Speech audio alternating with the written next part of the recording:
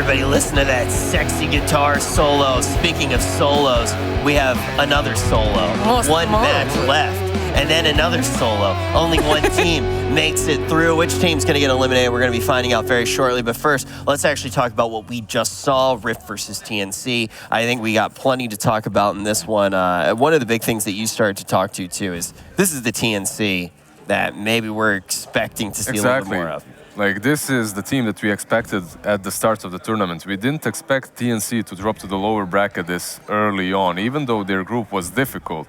No. They, not at least in the fashion in which they dropped to the lower bracket, right? They just lost almost every single game, and it didn't look great. But already you can see some improvements. And I don't know if it's the difference in the quality of these two teams, but TNC, yeah, I think they can go all the way, and they're maybe doing what Nigma did in the minor now. It's always kind of weird. I feel like this time of the year is somewhat weird for Dota, right? Like all of a sudden you're coming off that post-TI break, the vacation, but you look at the 6 months break. It was break. a little while ago, but has it actually been 6 months?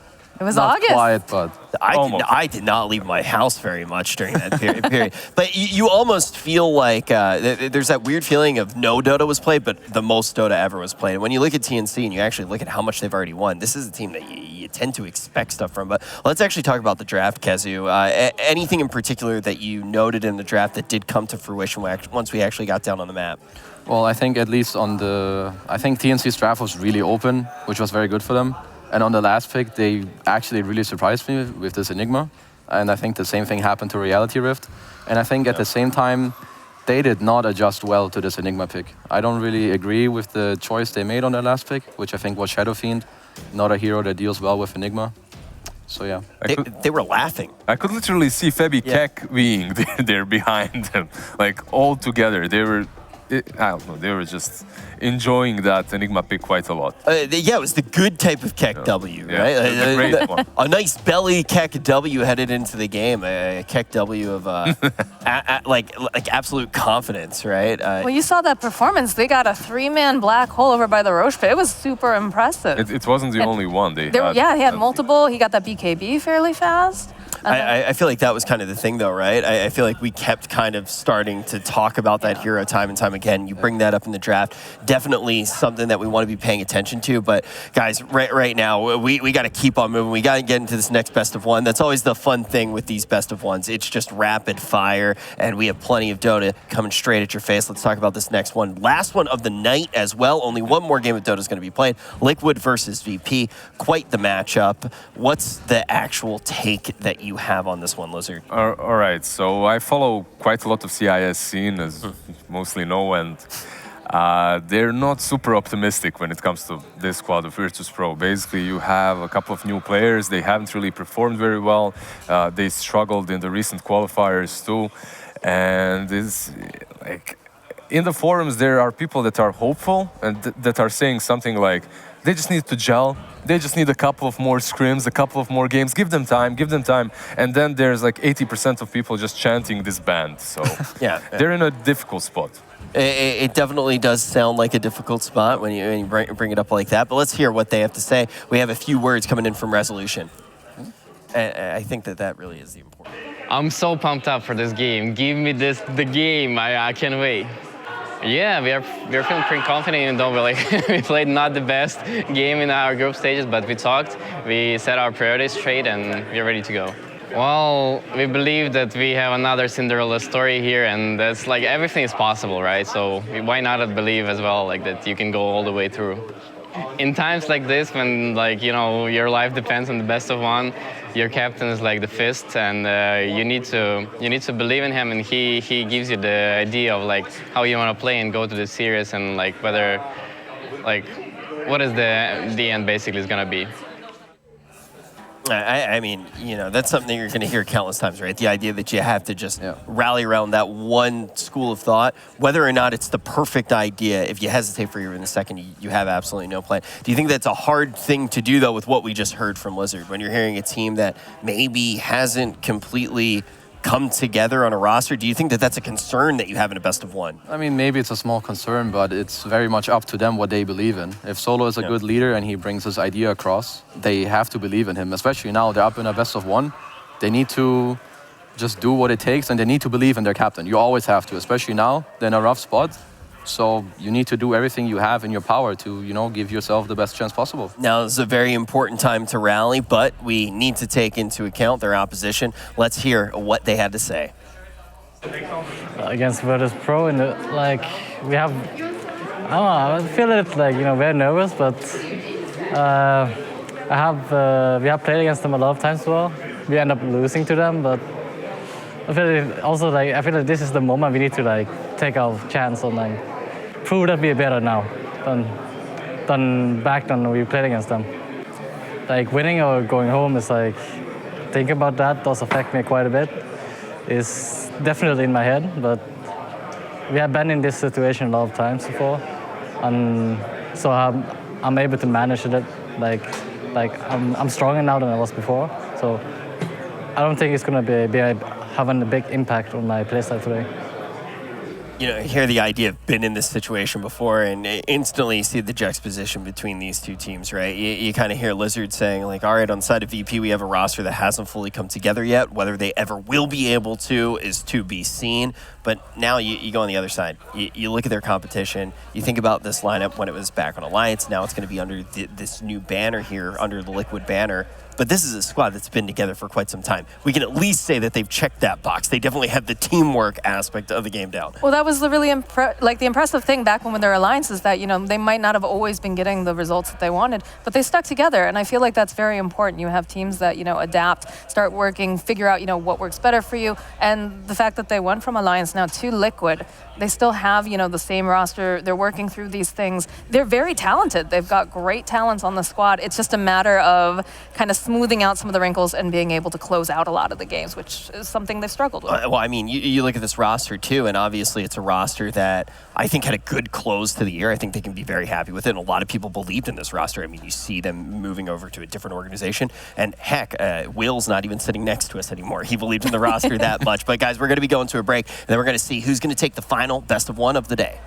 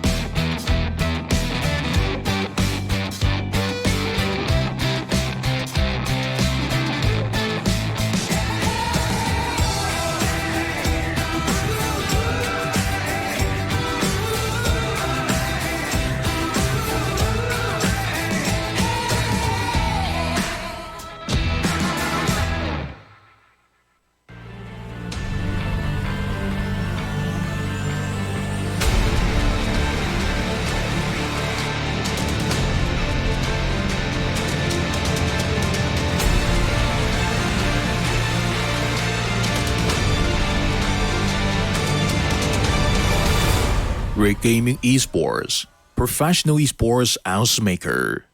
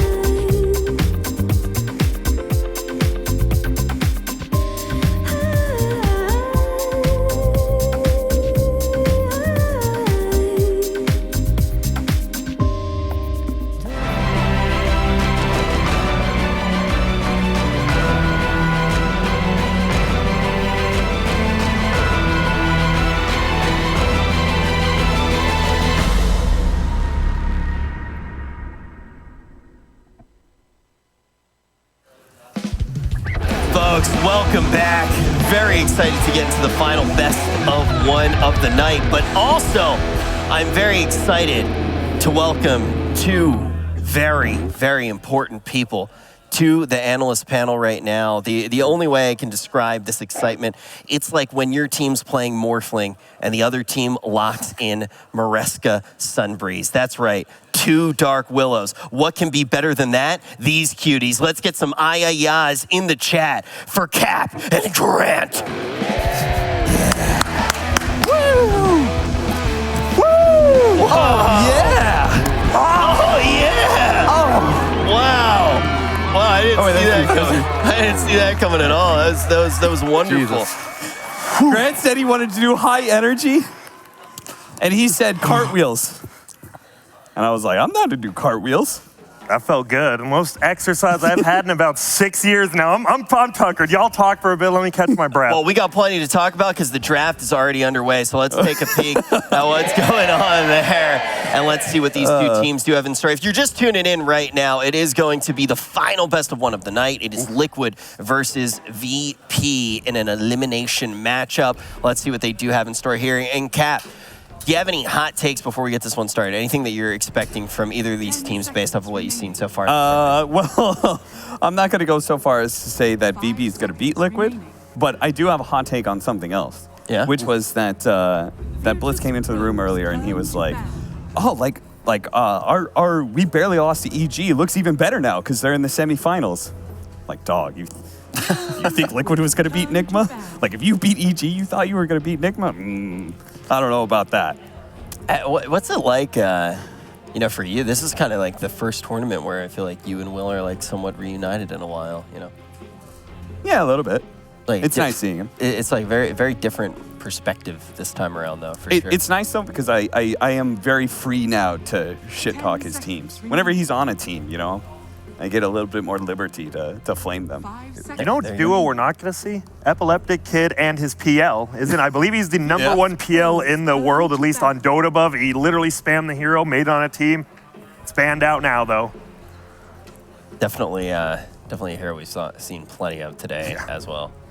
Man, this is scary. EU versus CIS. One goes home. Liquid, obviously, I would say Liquid's pretty favored, right? VP struggled. They struggled. VP has not looked good all season, so. No, Liquid's definitely looked a lot better in this tournament so far than VP. It's definitely a bit of a grudge match as well. Resolution, he told me that, he said, I told him good luck. I told him go slay Liquid. And he said, beating Blitz Dota feels good. Yeah, chat had a lot to say for Blitz as well. They were definitely enjoying themselves here.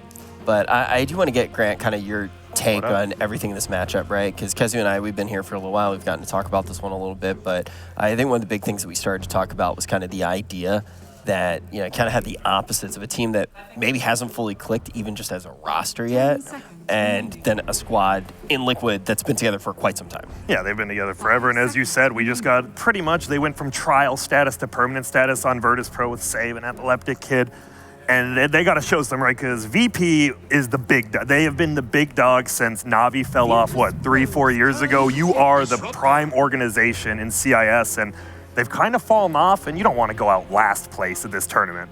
Yeah, definitely something that you have to keep in mind. This is early Disruptor coming in, Cap. Yeah, they're going to ban away, they banned away the Phantom Lancer, right? What's the other big Epileptic Kid hero? Well, that's the Naga Siren. They've got second pick on the side of VP. Make sure they don't get the Disruptor Naga Siren duo.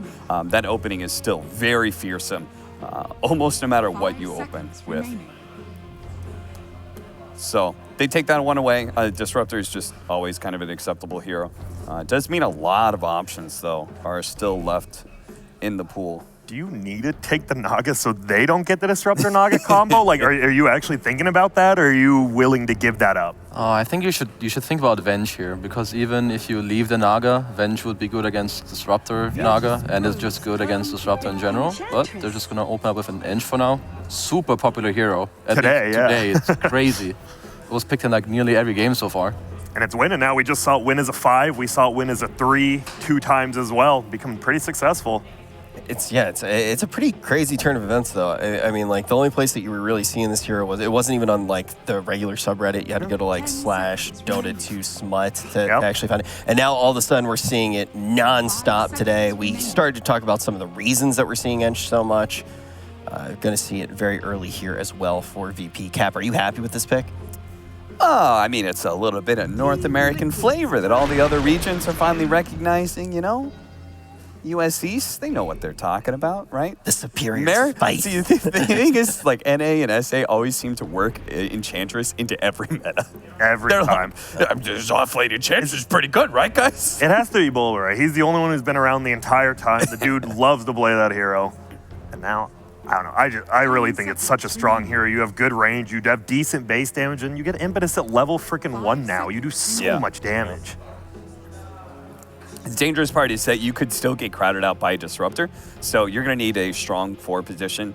If you are indeed running this Enchantress 3, you want a strong 4 position and make sure that you have a decent start to your laning phase, because Impetus, like, it is really strong and it feels good, but it's a long cooldown to start. So, like, supports can still abuse you.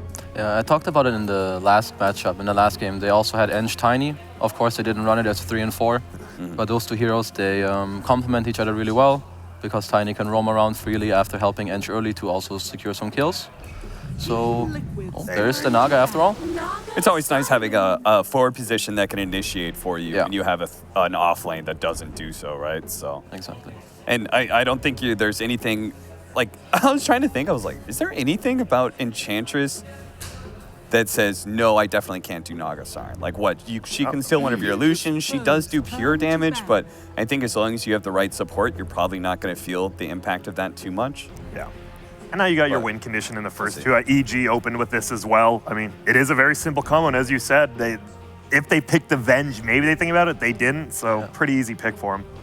I thought what was really cool in the interview was Taiga addressing the fact that, like, it is a best of 1. That idea of, like, getting knocked out of the tournament, it's so rough, right? Because you're just like, damn it, now I have to sit here and watch other people play Dota, and, you know, it just feels like such a waste of time in a lot of ways. So it's one of those things too that, you know, I've kind of been asking as somebody, you know, that's still newer to getting to watch, like, a lot of these best of 1s here actually at the event. Like, how does that affect your draft, right? Like, are you avoiding certain types of things? Like, are you going to go for, I mean, we saw Beast Coast just get up here in the first one. They're just like, yeah, we're winning in like 2 minutes, boys. And like, that seems to me like something that would be so hard to do, to have that confidence. Yeah, you have to. And as we see, they're Liquid, you know, the longer teams, you said they've been together forever. They're just going to go, you have a Naga Siren now. You could play in the off lane. I believe it'll be carry, but you almost already have the late game locked down with this Disruptor Naga Siren combo.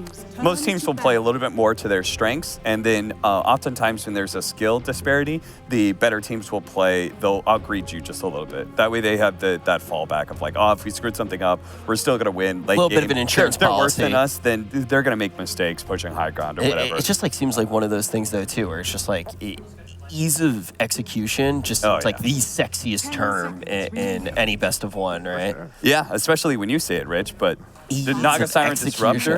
Trust me, I've used that one quite a bit.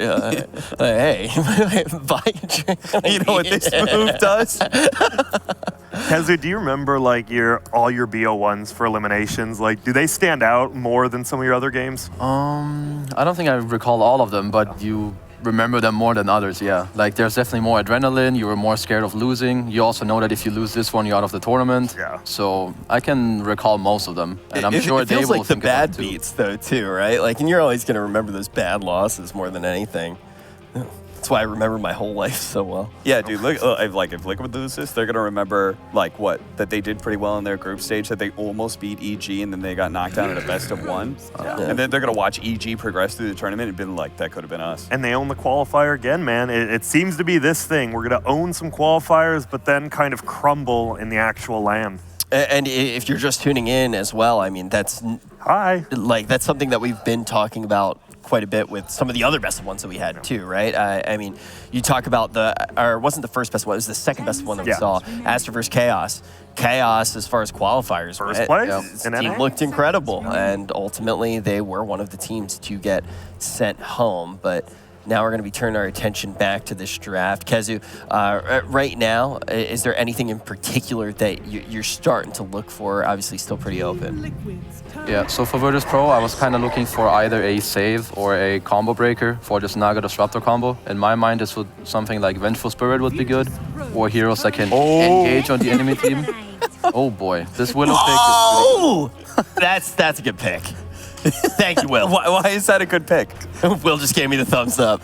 Yeah, Nice. Nice, dude. Nice. Why is that a good pick, Rich? Mareska-chan. All right, so we're hoping for a Morphling now on the side of VP. That's a real thing we're hoping. All right, this is nice. I'm glad that we're finally seeing it here. Man, these picks, I love it. The Lifestealer, very good against the Dark Willow, and then the Slardar, very good against the Lifestealer. Kind of a tit-for-tat pick there, I think. And it's good for versus Underlord as well. Yeah. Like, that's a matchup that you can win both of those side lanes as Slardar, and then you also make the Underlord squishy enough that you can focus him down before he Dark Rifts away in team fights and stuff like that. I think that's a boxy hero, too. Yeah, that's what I was going to say. He's one of the few still plays at a high level.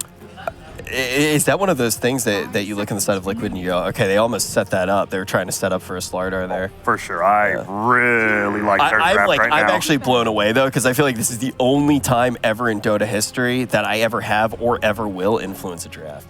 Like, we were yeah, I'm sure you were the one who did it, not the BO1 weight on their shoulders. We were in that 5-stack with Will like all week, and all I was doing, I was like, I'm telling you, Dark Willow, it's a Dark Willow meta. I'm telling you, Mareska-chan, she will deliver.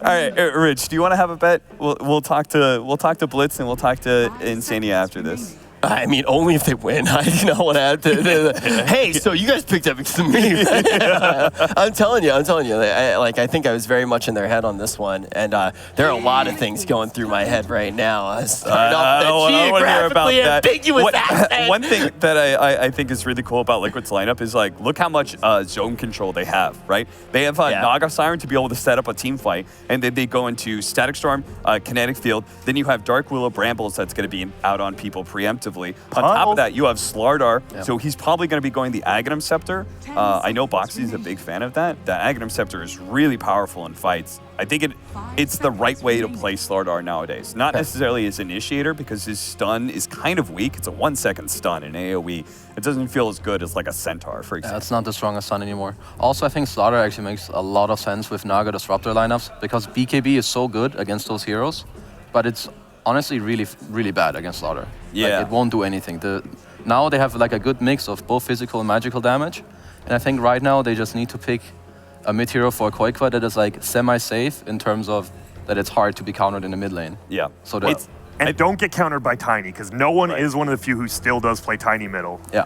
I think what's cool to add on to what you're saying, Kazu, is that like not only is it anti-BKB hero, right, but it's single target. Yep. So if this Lifestealer goes, oh, I'm going to finish off this Naga Siren when she sleeps and trying to run away, well, then you just make yourself a target. All of your teammates are invulnerable while they're slept, and then the Slayer is just like, all right, guys, let's just bang on this Lifestealer instead. Oh. Know what hero I'm surprised we didn't see more of this entire time in group stage too? Magnus. I know, right? I thought we were going to see a lot more of that here. I thought it was one of the top two with Io, Doom, and I thought Magnus completed the trio, but he's just fallen off. What do you think caused that? Just whenever a new patch comes out and stuff, people pick stuff, and then they see other teams not picking it. Honestly, I don't know. I still think it's great. Not like anything changed. A little bit of a playmaker, also like very good high ground. Another hero that can kind of set up on the song as well. I like Dragon Knight here for Virtus.pro. Yeah. You just want something that forces objectives, solid lockdown. Yeah, I think something that brings the team together. It lanes well against Storm. It's good against Storm in the game. It also has decent armor pool against the Slardar Naga matchup, and he can naturally buy BKB.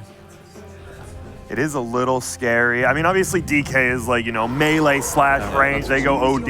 I was worried. If you do take 4 melee heroes versus a Disruptor Naga, could be a little bit of combos. This also means they no longer have to worry about the dread of like, oh, Naga Siren's like eventually going to beat us late game, right? Like now you have an OD that scales pretty well.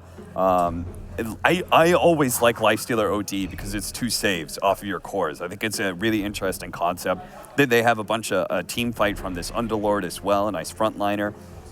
It's an interesting draft. I think it's like kind of well put together.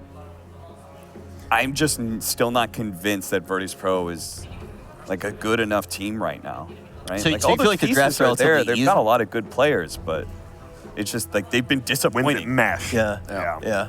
So you think the draft relatively even? You're happy with how it came together, but you're worried just about skill gap, I skill think disparity. VP's draft is interesting, let's say. Okay. I think it's cool in some ways. Slight Liquid favor draft for me. And you have all the comfort heroes for literally everyone on Liquid, so it's hard to go against them. Yeah, I would slightly favor Liquid too. Okay, all right. Well, you heard it from our panel. Guys, the stakes couldn't be higher. Headed into this next one, keep in mind, it is the last best of one of the night. We only got room for one more of these teams. Who's going to make it to tomorrow? We're going to find out right after this.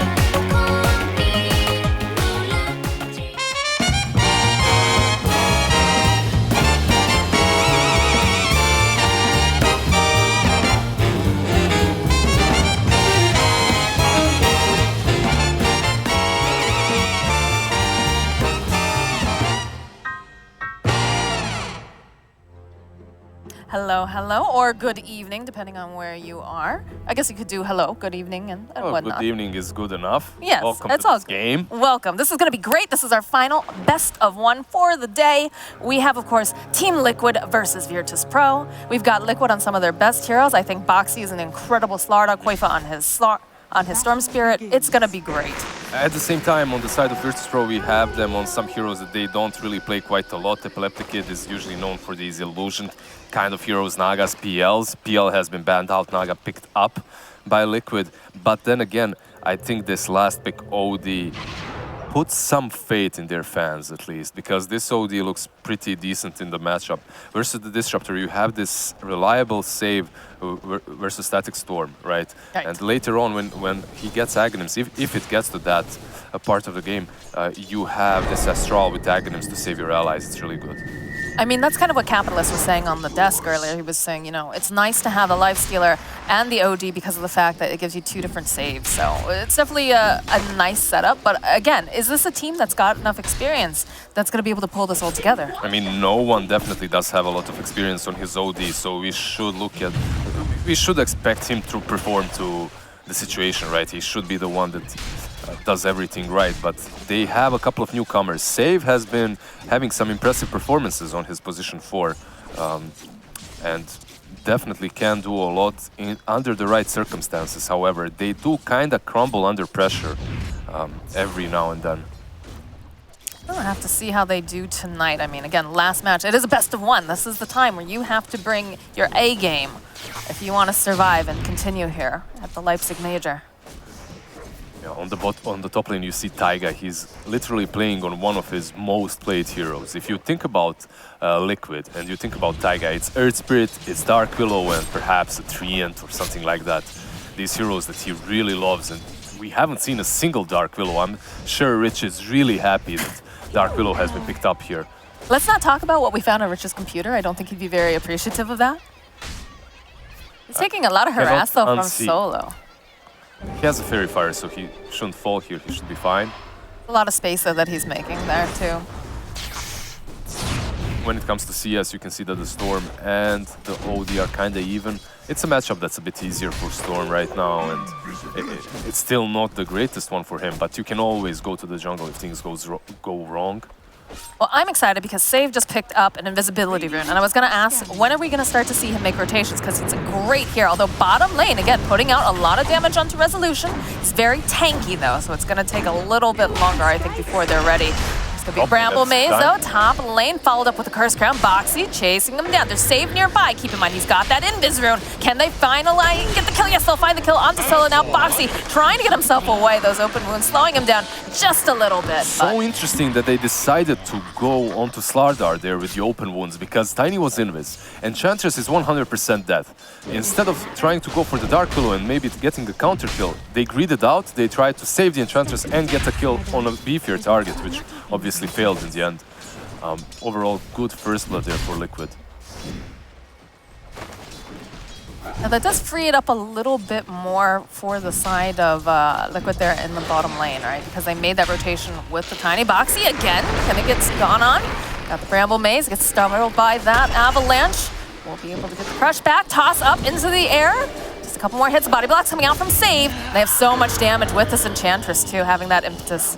This is a super necessary trial lane for Virtus.pro. You have a Slardar versus Nyx. If you don't shut him down right now, he's going to crush you. He's going to crush that lane. Slardar is one of the better heroes to play in the lane versus Nyx, even after the recent changes. So you literally have to do what they're doing right now. Which in the end does leave Resolution on his own versus Insania. And Insania, I knew you were dirty, but he brought 7 mangoes. 7 mangoes. He's just spamming Thunderstorm. Like, it's the strongest nuke in the game on level 1, and it's constantly being replenished on Rezo. I just wouldn't like to be this Underlord at all. 2 heroes, Lich and Disruptor with mangoes, are just a living hell to play against. It is pretty interesting, though, the fact that they've been able to get such good rune control, especially when you do have a Storm Spirit on the enemy team. I think that's the second rune that we've seen. Boxy, again, just trying to fight his way through, taking some harass. Not in any real danger just yet, with Taiga standing nearby. Yeah, the thing is, even though Save is taking these runes, at the same time, you're missing 1 extra hero on the lanes, and he's losing quite a lot of times just rotating around, and they do have decent wards that are scouting him. He will rotate top with his double damage. He has a Windlace and boot, so at least he moves quite quickly across the map. But it's already gone. He wasted all that time trying to see if he can help get something over onto the Koifa. Rezo, bottom lane. Mickey, gonna back off to maybe send the illusions. Considering he's completely left alone, lonesome on that bottom lane, he's doing really well. He has a lot of CS, he's finding his levels, 20 CS. This Slardar has 22, so Rezo is doing quite all right for himself. I think one of more important heroes on the side of Virtus.pro as well, because his itemization is definitely going to help them out later on deal with this Naga. They need those Crimsons, perhaps Shiva's Radiances for all those pesky illusions. OD obviously is another way of dealing with them, and he will come in handy, but you need a tanky Underlord comes mid-game. Yeah, I think no one's got to take some time and just, farm up, not get too crazy. Epileptic Kid is starting to get very aggressive, starting to climb over there towards Boxy, of course. We have the 6 now online for the OD. Koifa's making himself some stacks over here in the jungle. Right now, top lane is probably the one where we should see most of the action happening. And they try to go on Epileptic Kid, but at the same time, there's Enchantress with the heals, so it's kind of back and forth lane. It's all about Boxy, and if he gets those stun charges and surprises that Enchantress somehow. Mid lane as well, Koifa obviously has to be careful. He's not level 6 yet, he should get it after the next creep. Backs off a little bit, but you have to be careful too. They know that Save is nearby. He just picked up that Arcane rune. He has been on point when it comes to rune control. Every single rune he has rotated. It's not only that he gets the rune, it's that he denies the Storm the possibility of taking it. That's why we have seen Koifa run back to the base to heal up. It just damages his timings a little bit, slows him down. And Koifa is a kind of a Storm player that's really active, instantly after the laning stage. He's well known for a top lane, though. Again, coming out onto Boxy. They're trying to slow him down. Does manage to get the crush and the stun. This comes through, though, and it does too much damage. Enchantress position 5. Like, I was not a believer, but now I definitely do believe that Impetus can mess you up. Plus, you can't really trade with her because she just maxes out her heal, and that's it. You don't have to take a creep. The creeps don't last nearly as long as they used to. So just getting that Impetus maxed out plus the heal is the way to go. And it's wild considering that it was very much a sleeper pick, it felt, until this major. People started to realize, like, wow, this is actually a great hero They to were be able to run. forced. Like teams were forced to pick Enchantress because of Liches and Embers. It's like you see these heroes and you want to pick Enchantress. You want to get rid of all of these shields with one Dispel, right? But then again, after that has happened, they continued picking her versus any teams and realized, wait, this is a really solid position 5. The harass is just really, really good, although hold that thought. Boxy, top lane, you can see Save trying to come through. Nice body blocks coming out from Taiga. They'll throw down and they'll be able to hold them in place. Save is gonna get taken out here. And there was another rotation from Insania, so it's gonna be split between the 3 of them. There's a double damage rune. Is this gonna be the first rune that That's a really good rotation as well Koifa's because gonna get? they can go onto the shrine, heal up and continue rotating or not. Just leave it for the storm, I guess. The only problem is they are leaving a lot of space to the Underlord.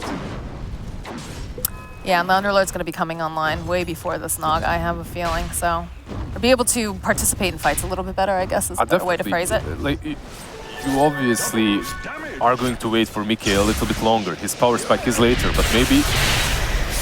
Well, speak of the devil, there's a nice gank coming out from Koifa. They find a quick pick-off on Resolution. That's pretty much the Koikwa. You give him one rune, you were talking about that earlier. This is the first rune, I believe, that he has managed to pick up for himself. He picks that up, instantly rotates bottom and gets a kill on Rezo. And I feel like that's the way Dota really kind of needs to be played right now. You need to have that tempo mid that's going to be doing a lot of just making chaos all over the map and give your safe laner a bit more time. Granted, the safe laners, they come online a lot faster than they used to, so it's not like they're just AFK farming. Even now, like the AM, right? AM, you're seeing more pickups of him, and he's fighting a lot earlier because of the way his spells have been reworked. It all depends on the synergy between your position 1 and position 2. Like, which one of these 2 heroes comes online faster? What are their power spikes? And you have to play accordingly to their power spikes and hopefully not pick heroes that have similar timings. Right. That, like, if you remember that TA plus PL game in which they just never came online. Well, they had a lot of difficulty with their lanes on top of everything else. I think if the TA hadn't have had so many ganks in the mid lane, probably would have been a bit better.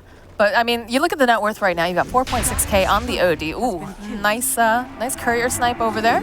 Just happened to walk into it. The worst thing to happen if you're a position 4-5 and you lose your courier.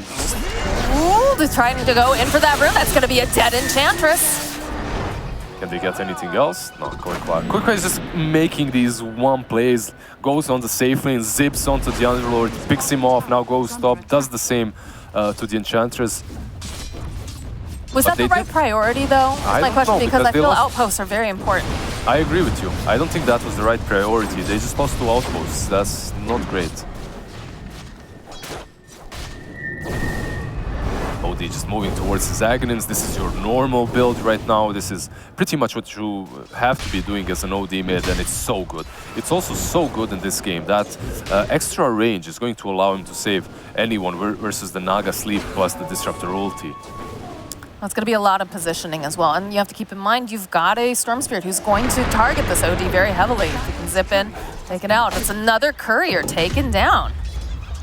I think we're going to get used to this happening more often. Couriers are just dying more often in the games. They're slower, there's more of them, so it happens. I think Beast Coast had the most courier snipes that we've seen, today at least. Yeah, because they were playing completely on the enemy sides of the map. I think it was Pain Gaming actually was the one who was making all the snipes. Because the couriers had to travel across the whole map. They had a lot of map to control. Reza is courier also. Wow. Okay. He's fine. He's just going to TP out. Also, the way he's farming liberates a lot of his map and a lot of experience for other heroes. When he does things like this, when he's so deep inside the enemy jungle, it allows your supports to soak in the experience. That's true. That you know, Naga is seen as a greedier core, but the fact that she is able to move around the map like this and free it up for the rest of her team is pretty nice. The toss back over into the mid lane. Koifa has got plenty of mana. He just goes and gets out of there. Now Boxy maybe gone just a little bit too far. Nope. He's gonna TP up several of these heroes, and just like that, Liquid just gonna walk away. Although income save, oh, the glimpse though coming out will just force that tiny back. It looks like they'll probably only lose Insania here, and I think Liquid is okay considering. Will they even lose him? That's Are they even going to? Yeah, I mean, Can Solo get the One final? more. Oh, he tried with the smoke. He tried. Not quite. Epileptic Kid was right there to break the smoke, so he played that really well, and maybe they might lose even more Taiga. Taiga? Yeah, Taiga's toast. Taiga toast. Yeah, you just always leave it to your Tiny on position 4 to make these kind of plays, catching people off guard. Taiga there, he thought he was fine. He used his ulti to try and save the Disruptor, but after taking care of him, they also followed Taiga, and that one toss on the OD gives them the gap close that's necessary to take him down. Now we're starting to see a little bit more neck and neck here. Of course, it is a Naga Siren, right? But you're seeing that you've got 6.3K on that Naga and then 6.2 on the OD. So it's starting to get that little bit of a lead, which is a little bit scary, I think, for the side of your. It's normal for Naga. She just farms really fast after a while, goes through the jungle, uses those illusions really well, creep skips, while OD will be the one that comes online a little bit faster. We'll see if he goes for Aetherlands that we are used to see on OD after the Aghanims or not. It just gives you so much range with the Imprisonment, gives you mana, gives you pretty much everything you need right now. There it is again, just nice placement coming out from the side of Liquid. Koifo zipping right in, and like we said, he's very aggressive. He's going to be very active, and they'll turn this into an objective. He needs to be, right? If your Naga is farming the jungle, you can't have a farming core on mid as well. And Koikwa, what Liquid has always been really good at is identifying which core needs farm priority and how to allow that core to get it. And Koikwa is definitely a player that allows that to happen. It's not even a... I don't think they even have these big strategical talks. It's just the way he plays. It's just the heroes that he likes to play are naturally like that. He's a playmaker, and he does that so well with his Storm. That makes for a very exciting Dota, so I'm totally all for it. But they do end up trading towers. Their tier 1s are both going to go down, and you can see Epileptic Kid making his way through the Radiant jungle, kind of trading off. We can see this Maelstrom build quite a lot now. Oh, the zip in over onto Solo. They've got the Cursed Crown. They'll just clean up. Nice. Enchantress is definitely difficult to take down right now, but at the same time, Dark Willow has always been one of those heroes that has the highest nuke in the game with her ultimate. She's able to take down, I don't know, 6 slotted carries later on, and she's definitely capable of taking down an Enchantress, as she doesn't care at all about Untouchable. Feels like the map's getting a bit smaller, feeling right now for Virtus.pro. I feel like every time they go around a corner, there's someone waiting, but... It's the Naga effect. Like, you can see all these illusions going in the dire jungle on the top lane, and this smoke is literally to catch Mickey. But let's see if they can manage to do it. They have to stun and get everything just right here. Toss up into the air. Immediately goes, pops over illusions. So go hold on to it. They'll drop the ultimate. Can they finish up in time? Another... This is the Ags OD, like we talked about. They find a nice kill, although it takes quite a bit of time. They definitely couldn't have done it without the Aghanims there, but the Aghanims definitely came in time, and now it's no one's time to shine. Now it's his time to playmake. And one thing that Virtus.pro do have for themselves is the fact that Epileptic Kid, if he wants to, he can join these fights right now. It's not necessary for him to just completely go to the jungle and farm away. He has his Maelstrom, he's going for the Halberd, he's already going to be useful. So they have these 2 cores that are just able to teamfight already. So do you think we're going to see them continue to be very, very active and try to put pressure on Mickey? The problem is you can be, but you have to be really careful about the way you approach Liquid, as they do have that combo with Naga, with Disruptor. If these ultimates are not used, you're worried. You're just much happier and safer in the jungle, farming away and eventually getting some pickoffs. All right, they've got several heroes down here. It's going to be the Banishment coming out from no one. Can they get the kill on Koifa? Nope. Good Terrorize will take all 3 of the heroes away.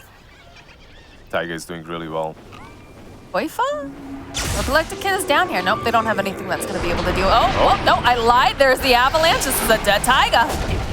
Yeah, really good for save. Yet again, he is in the right spot at the right time to help with the pickoff. And yeah, they just collapse on that bottom lane and take over the Radiant jungle. Radiant's middle tower. They have to do that. Naga is completely in control of top side of the map. This is a great pick if they're going to be able to finish it off, though. I don't know if it's going to be able to do it, though. Turn back around. He is. They'll chase back. They see Insania. There's going to be the glimpse right back to OD. Just banishes him again. Wow, that's deja vu. And now Boxy, he's left all alone. He's dead. Yeah. Insania basically glimpsed him there because he was afraid he's going to get a Strald as well. So he wanted to minimize the damage. Yeah, minimize the damage. Right. At least he can escape. I love this item. He just got the perfect item for a Disruptor. He has the Philosopher's Stone, the GPM on the Disruptor just brings him closer to that Aghanim so much faster. It's an amazing neutral item to get. That looks like, unfortunately, we do have a little bit of a crash, but sure we'll be back up and running very soon. I like how they've been, the way the VP's been playing, they've been very good about, you know, they get an objective, and or rather, they get a kill and then they get an objective, right? And that is a great way to play. They've been taking over the jungle. They're trying to be as It's the Underlord effect. It's allowing them to do so. He's had a decent laning stage, and because of that, he's just able to sit in front of these towers. He's tanky. He has Pipe Dragon skill was given to him too. You look at the OD, and the OD is so incredibly tanky. Like we just watched, you know, he survived an entire ultimate coming off from that Disruptor, and then, you know, has Boxy there as well for a slight moment before he gets Astral. Now, a few months back, if you're playing versus an OD and you catch him like that with Slardar and Disruptor, you're killing that hero, 100%. But they're... Oh, and they're going to be killing Insania. It was a nice try. He tried to get the denial in the tower, but just not able to. Not with that many heroes there. Probably not worth it after dying as well. But yeah. Taiga's got to be careful. Looks like he's already on the retreat, though. You can see the way they're collapsing. They also have the Radiant jungle warded up, so they know that they can do this. They also know that Naga is not joining these fights anytime soon. So it's going to be nice. It's going for the Relic and Radiance. I was wondering if he will do it or not. Usually, if you remember this build, it was like Solar Crest into Radiance or just Radiance on Nyx, and it's the item that you pick up versus Illusion heroes. You go versus PL, you take it versus Naga. It definitely gives you that extra oomph that you need versus the Illusions. Also, the evasion is pretty neat. Oh, I thought Liquid was about to get themselves a free tier 2 item there. That was close. Gift dropping, and Boxy and Taiga showing up, the dynamic duo.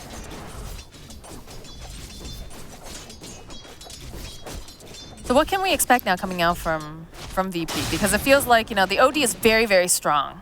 So it feels like OD is very, very strong, but if you just click on them and you see that OD has his BKB queued up, that Nyx has his Radiance queued up, they might be satisfied with just getting a couple of pickoffs and stalling the game. They don't necessarily have to rush anything, because at the same time, Liquid is in a spot in which they can take a good team fight. With a good sleep and with a good Disruptor's ulti, they can definitely take a good team fight in their favor. And Virtus.pro, I don't think they're willing to risk it.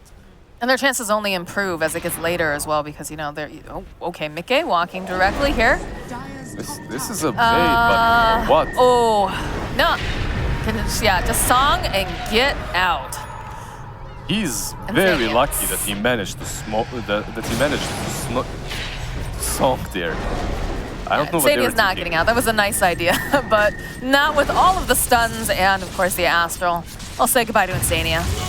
Literally look at the map and just see where their allies are. Yeah, Storm is very mobile, but if he zips on that side of the map, he's completely lost. Like, he has no mana left remaining. Yeah. So, what was the plan there? Do you think they were looking for, like, the... I think they were waiting for someone to connect, and then you go for a play, right? But there was no one to connect. I'm not sure. Like, the two of them, they do have damage necessary to take down an OD if he's alone, perhaps, because Naga has the Imp's Claw, Manta, and Diffusal. She's ready. Yeah. This is the fact about the Naga that's played nowadays. It's not the same Naga like before, where you had to wait like 4-slotted Naga, literally. Right now, the Illusions with that passive Riptide are strong enough. You just need the Fusel Manta, you're ready to rock. I feel like none of the heroes nowadays can just sit back and wait. Like, you have to be so active. You have to have items that are going to be able to do the deeds. And then just jump right in. Solo's evaporated. They managed to get the hold on the back end over onto Tiny. Glimpse coming right back into the sides. They managed to grab the Lifestealer too. At the same time, Curse Crown comes out. The Fear Spell coming in. It's not going to save it. Epileptic Kid gets taken down. That Pit of Malice holding everyone in place. They just bail, Lizard. They cannot stay. What happened with Epileptic Kid there? How did he get into this mess? Because they were glimpsing back Tiny, but he just walked into it. I don't know, maybe he thought that it was go time. He wasn't expecting the ultimate. You should definitely... I'm sure we could probably ask for a replay. maybe. In any case, it's a perfect pick for them, and they get tier 1. All right. So yeah, there's a zip in from Quaifa. And he just walks in. Yeah, he just walked right in. Oof, that's an expensive mistake. You know that they're glimpsing the Tiny, so they will pop that Static Storm right on top of him to prevent anyone from saving him at least. That's quite a big mistake because he's working towards his Radiance and he's just been slowed down completely unnecessarily. Do you think part of that is just... I'm sure part of it's nerves, right? Because this is an elimination match, but also he's very young. He's super young. Yeah, he's super young. Just one of those mistakes that happen.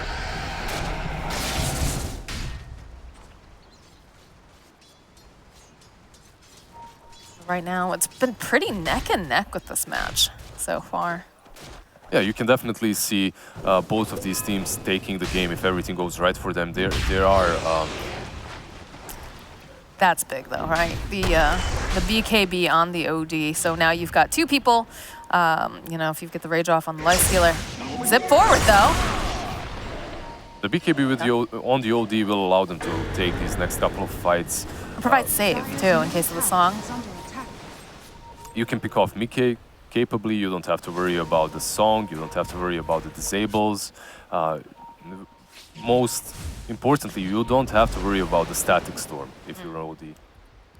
That is definitely one of the scarier things on the board. You can see Save already hunting. Well, they know that Sania's there because they just watched him deward, so makes sense that they try to get a rotation, but Sania's already hightailed it out of dodge. Quaifa also getting his BKB or working towards it. Sania. It's your usual suspects. On one side you see solo feeding, on the other you see Insania, and it's their job sometimes. Last man left behind pretty much. You have to take one for the team, scout them out, sometimes defend the tower, try to deny it. It's your position 5 curse. You're not actually feeding, you're creating space. Only if you get to a certain point though. Eventually it does become feeding, but Naga just gonna walk away from save. Waves hello to Resolution as he goes by. You can see both of these teams are ready right now. Even though Slardar is really close to his Aghanims, they still want to make something happen. Naga wants to fight. You don't want to wait too long. You don't want to let this Nyx get his Relic and Radiance. You want to take them down right now, but I'm not sure if they saw the OD and his BKB. Is the Epileptic Kid over there? You can feel the tension, like you definitely feel that they want to break out into a fight. They just are looking for that perfect opportunity. Yeah, you can see the smoke now as well. Tiny is moving with the Blink Dagger smoke up right in front of the OD. He's cruising looking for Mickey. Mickey, yeah. Oh, I don't know if they're going to be able to lock her down fast enough. I think did she get the song off? Yeah. That's the rage, and the BKB on OD drops the hammer. There it is. Just waltzes right in there and says, that's a lovely song. And that's no one. Enough. That's no one right there. He popped that BKB miles away. That's crazy. Insania also going to get taken down. He didn't even get into the building. He already had that BKB. He was moving in, pops the hammer straight on top of Naga. Saves Courier just sitting around the corner, I guess. That is the Aghanim Scepter completed now for Boxy. It does help him out quite a lot. You get that status resistance, which is really good. You have the bonus region. It just makes you tankier. You can frontline, you can stand in front. And you have the Blink Dagger too.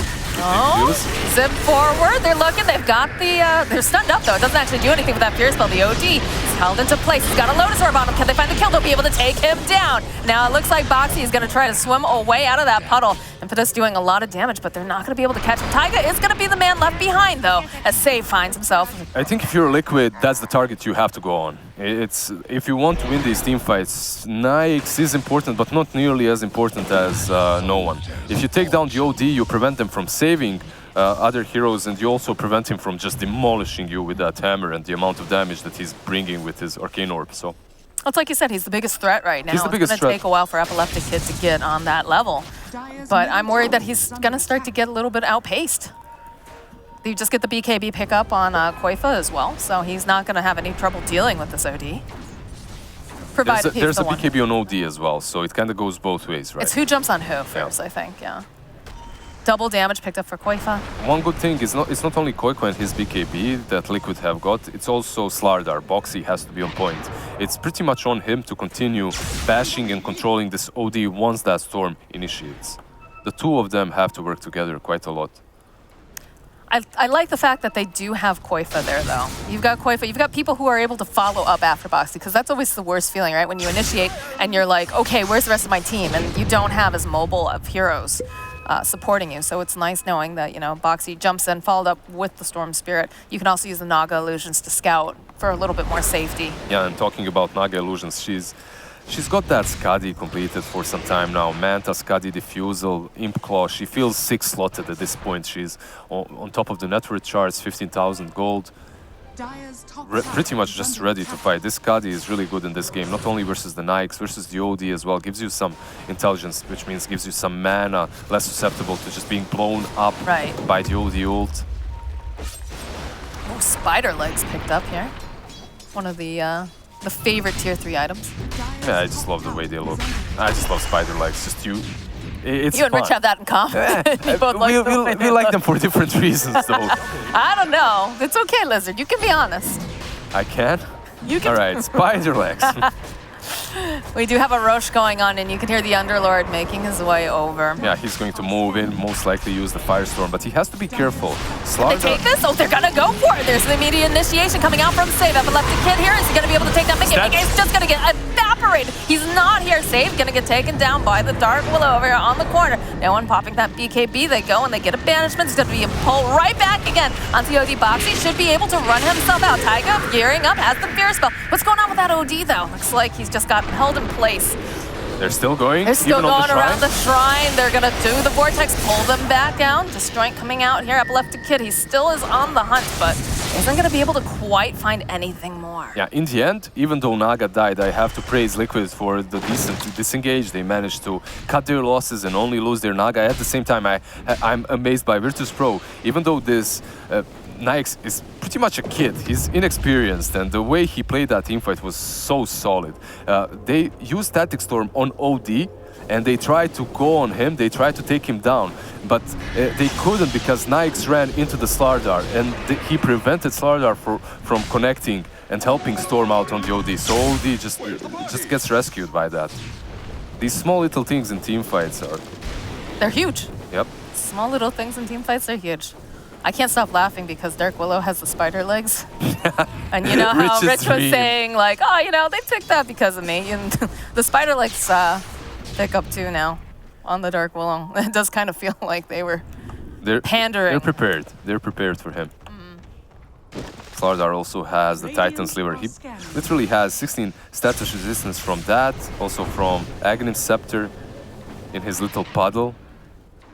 Yeah, those puddles are really strong for him. What, 56 resistance? Just with the Aghanims and the Sliver. Pretty solid. Then you have Sanj as well.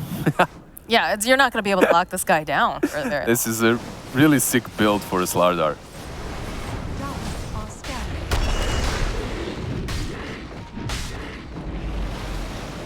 Looks like they're trying to just scope out around the Roche pit again. Epileptic Kid, I think they spotted him over on the side. He does have the Radiance online, so he's got his Radiance Maelstrom. He picked up the Titan Silver and the People's Gift. Yep. All cores in this game, like the game is very even. You can see it 30 minutes into it, we're 2k ahead on Liquid, which is basically nothing. We have Naga on one side, on the other we have Radiance on Lifestealer and the OD, so there are ways for both of these teams to take next teamfights and just go away with the game, but it's all about the way they play them, right? It's all about who gets the first jump, and one of the things that I have to mention is that Nyx has no built-in save, no mantas or anything like that, so if Storm gets an Orchid fast enough, and if they isolate him somewhere further away from the OD, this could be a target susceptible to just being blown up. That would be a perfect pickup for the side of Liquid, so definitely good points. Feels like they're clustering up a little bit in the mid lane, trying to figure out. I feel like Roche is like a very big objective. They want to make sure that neither team is going through with it. Yeah, you definitely but also, don't like, want to you feed can't right approach. You can't approach to get in there.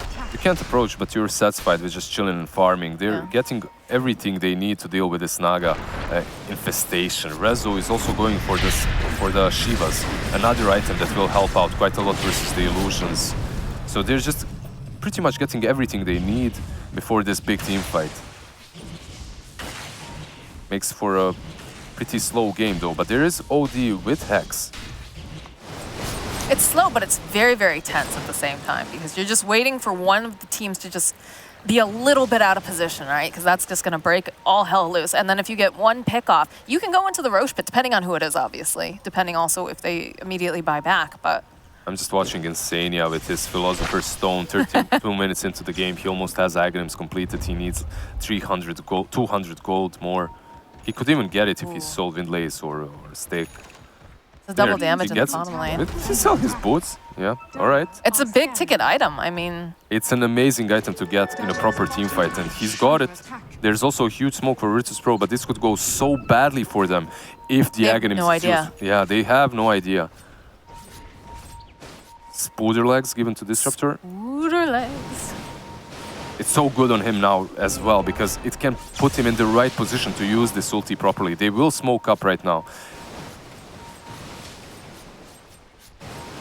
I love how Mike is also playing with this Naga. He's just sending his illusions left, right, and center, giving them a lot of info.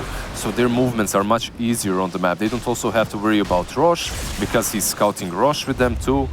And now you can see they're smoked up, but the they Naga smoked illusions... under a ward. Yeah, that's true. They smoked under a ward. Oh dear. That's not great. No, it's not. Well, they'll find themselves a pick off either way, as the Enchantress just going to get evaporated. Quite on a killing spree. I'm quite sure Solo knew what he was doing there, and he knew that he's going to break a smoke. So tanking the gank, so to speak. He was tanking the gank, but also he needed to check Roche. That's also one thing. So if he doesn't tank the gank, he does find them out in the Roche pit. They're going in. There's going to be the buyback coming out from Solo. They have to be careful. There's the song. The rage comes out. Oh, but they're in no, position. This is it. This is the moment they've been waiting for. They're going to go drop that axe, store it over on top of them, and there's nothing that this OD can do as he just absolutely gets melted. They're going to find themselves a kill on save. Rezo, he's trying to get his team out. He leaves one behind. Unfortunately, Solo, you are going to have to die back, my friend. I don't think you're going to make it out of here alive. Another buyback comes out from Dark Willow. They see this opportunity, and they go right into the pit. Yeah, I'm not so sure Taiga needed to buy back there. The boys had it already. That Disruptor ulti with the Naga sleep is all they needed. And I believe this Roche wasn't even all... It wasn't even about this Aegis. It was about baiting Virtus.pro into taking this fight. It was about making them move inside of Liquid's vision so that they can set up this perfect set storm on the OD+1. All they needed right there. And they'll find themselves resolution now, just a little bit too far forward. Couple bashes coming out here from Boxy, Vortex, and Koifa's unstoppable. This has been an incredible game for Koifa so far. 6-0 and 7, Blizzard. 6-0 and 7 is just a Koifa Storm. During the draft, if you remember, like we were talking about it, we were talking that Storm should be the one that they go for, and he's definitely justifying this hero pick. He looks great on it. I mean, again, we've got a lot of comfort heroes coming out from Liquid, but this is the time to bust them out. If you're feeling that confident with them, it's not common that we see, you know, the Slardo or the Dark Willow, but... It escalated so quickly. Just look at that. They're pretty much one side down now. If they continue pressuring this, they should be able to take down the Raxes and move back afterwards. One single team fight. The game was kind of slow. We didn't see a lot of kills. 30 kills, 35 minutes. All right. But in the last couple of minutes, they were just pretty much farming up until this Aghanims pick up on the Disruptor, and then they just destroyed them. It's very measured. The jump forward from Koifa again forces out the rage. Oh, Boxy. They found the OD again. They put the Glimmer Cloak off onto him, but they still have the vision, and they take down no one. They're gonna have the BKB popped over onto Koifa. They're trying to defend this tower. It's not looking like they're gonna be able to do it. They're looking for an opening save. He wants to get in there. Can't quite find it just yet. There's gonna be the throw back as they grab Koifa, but he just steps forward again. Now Boxy finding this opening. He's gonna start getting bashed up, and he needs a little bit of help. Mike trying to back himself just a little bit. Fierce spell buys them a little bit more time, but they still have the root over here on the Tiny. Save, still alive for a little bit longer. Up comes the Naga again. They managed to burn the Aegis Insania. That's a lot of distance, but still alive as he's trying to run himself away. Throws out that kinetic field. He's fine. There's a song coming out, though, from the Naga Siren. They've decided that's more than enough. We've already burnt the Aegis. Let's get the heck out.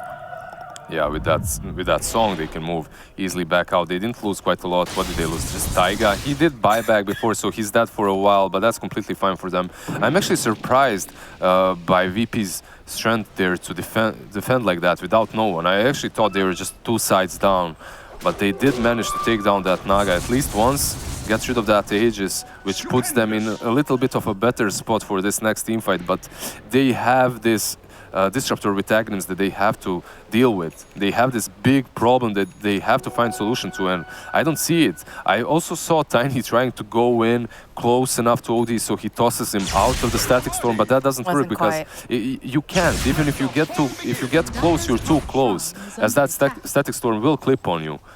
So it's such a difficult game for them. No one has to have perfect positioning, but if he has perfect positioning, that means he's not in the team fight, and then they don't have enough damage to take them down. Ooh, we've got a new record here with the average time on the hero is usually 41:58. It's 36:54 now for the Stormster. He's just having an incredible game, like we talked about. He didn't die a single time. 7-0-8.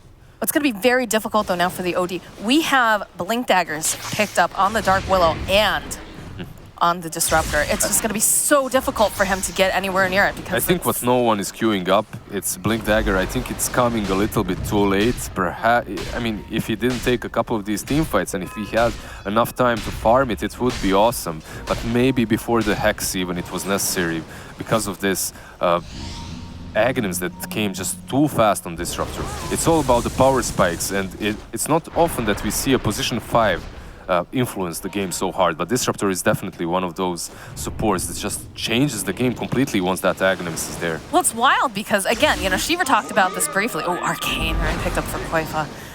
We talked about, you know, how much do you think the neutral items are actually going to impact the game? And you look at what Disruptor has. Right? He had the Philosopher's Stone, which allowed him to get a very fast Aghanim Scepter, and then they happen to get the Spider Legs, which puts him in perfect positioning. He also has a Blink Dagger to put him in perfect positioning. He just got that, though, and that part is because of the Philosopher's Stone. So how many now? We have one on Dark Willow, one on Disruptor, one on Slardar. Obviously, Storm can zip in and out. They're so mobile. They're so mobile. It's going to be so difficult because they don't have the greatest catch on the side of Virtus.pro in comparison. Especially when you have this many Blink Daggers. You know, you've got the Avalanche, you've got the Pit. There's a quick pick-off over here as Boxy Koifa decides he wants to be a part 2. And now Rezo's caught out over on the side, tries to blink away. Up and left to Kid, though. He might be left out to dry. He's just running around in circles. He can't figure out what he wants to do. Mikke, Song comes out, and Sania getting into position. Is this where you want to drop that ultimate? It appears that's going to be it. So they're going to try to take him down, but they have the save. We talked about this, Lizard. Back lines, though, the Tiny is going to get thrown into the Vortex. The Clumsy Net is held into place. There's going to be a immediately buyback coming out from save. As now, they're just waiting around, hoping maybe they can get this kill on Mikke, but they don't have it quite, but he's got the BKB. He's going to be zipping around in the back lines. Beautiful fear spell coming out from Taiga. Will force him right back into that Bramble Maze. And over here, OD, he's trying, he can't get away. He's going to have to go use that Lotus Orb. Epileptic Kick popping back out again. They'll save for a little bit longer using the Glimmer Cape. And there it is, there's the Hex that we talked about. They might be able to get the kill on Koifa, but he still has mana, and he's able to zip himself out again. Boxy now trying to get himself just farther away. They do manage to go and use that kinetic field coming out from Insania. Buys a little bit more time, and he's still able to get out. All right, so even though Virtus.pro did not necessarily win this team fight, I think they have a slight morale victory overall because they understood that they can defeat this lineup with the Disruptor. But for that to happen, this OD has to be in a different town when the team fight starts, and he was. They started fighting around the shrine, but the OD was next to the tier 2, so it gave him enough time to walk in with the BKB and save the Nyx with the Thrall Imprisonment. After that, the team fight is different completely. They pretty much lost all of these previous team fights because they got either surprised by the Naga Siren plus the Disruptor Aghanims combo, or they just didn't see it. They just didn't see the Aghanims on time. Now, when they know, you can see that they're already setting up these team fights. The way they're moving too, like you can say that Solo is feeding there, but right here where he is right now, he died before, and because he knew that they're coming, and he needs to create space between the enemy team and his own teammates so that they don't get Naga's Song Siren into that Static Storm. So OD is actually going to pick up that ninja gear. I believe that gives him some extra agility and also not a only personal that, smoke this and is- movement too. This is a perfect item right. for him. In this game, this is like so massive because it allows you to stay back in the backlines of your team and at the same time completely be invisible to the enemy team, right? They can't see you. So. Would you say the OD is the top priority for this Disruptor ult at this time? Do you think you should hold on to it? No, definitely. If you don't, like, if you just look at the way the last teamfight went, if you don't ulti this OD or if you don't take him down, he will save the target that you're using your ulti on. It's like Liquid's going to put some pressure onto these shrines, make sure that they can't TP. I think that Roche is going to be their next big objective before they try to go high ground again. But they're sitting very They're not in a rush. They're not in a rush at all. They're completely fine with just taking control of the dire jungle and farming away. Virtus.pro, I don't think they're capable of breaching that line on their high ground and just moving into Liquid. They need to just wait. It's another double damage rune outside the Roche pit. They do spot out that Boxy has the invis though, as he walks past those wards. So that's giving them some good intel right there. Boxy is so difficult to take down. Literally, your main damage dealer is the OD. Everyone else is not strong enough to take down even the Slardar, yet alone the Naga. And he's a big boy on that hero. One of his best heroes, in my opinion. Illusionist Cape on Lifestealer, by the way, that we didn't mention, really good with the Radiance, with the Mjolnir build. Princess Knife on Storm Spirit, also pretty good. Dire's top tower. Yeah, this Princess Knife is going to give them a little bit more lockdown, which is going to be really nice.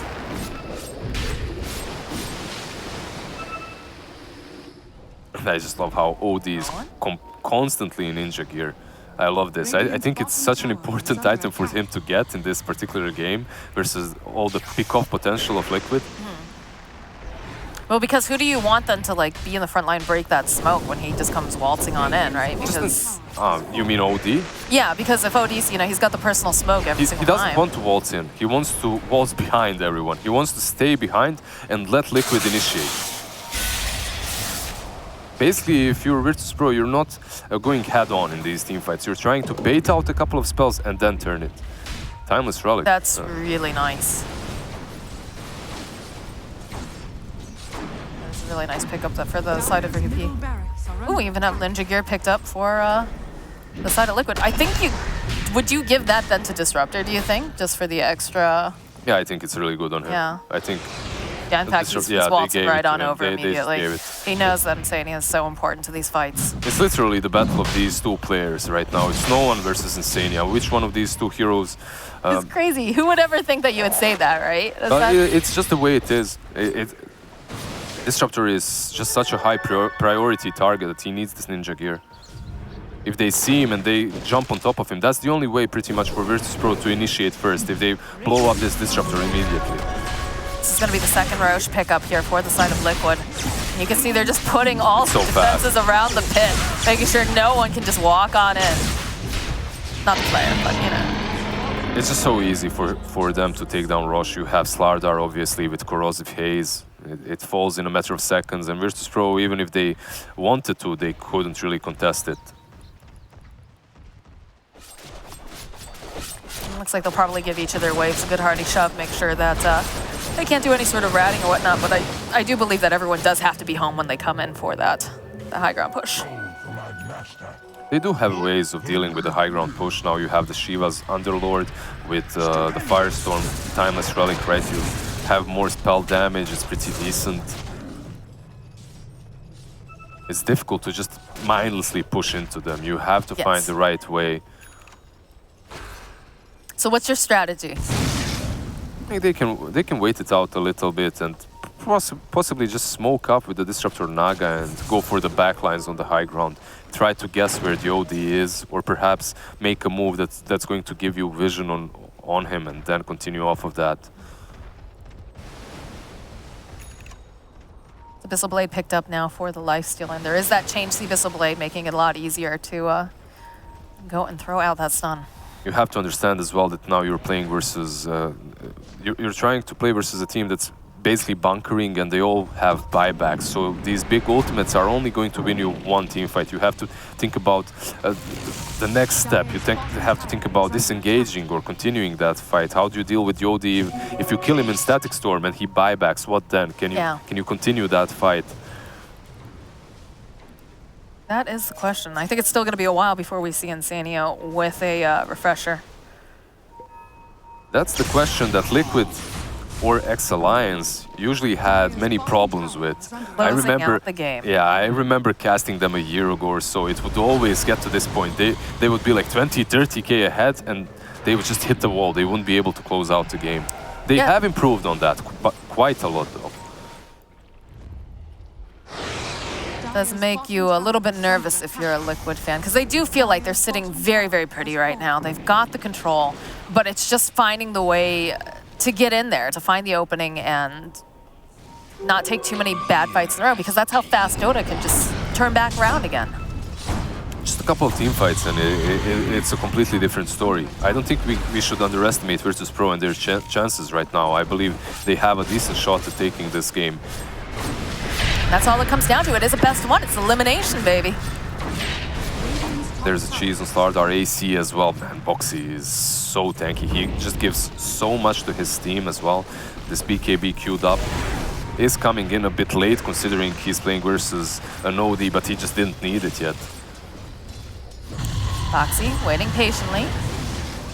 Okay, just kind of throwing these illusions out, throwing some bodies out.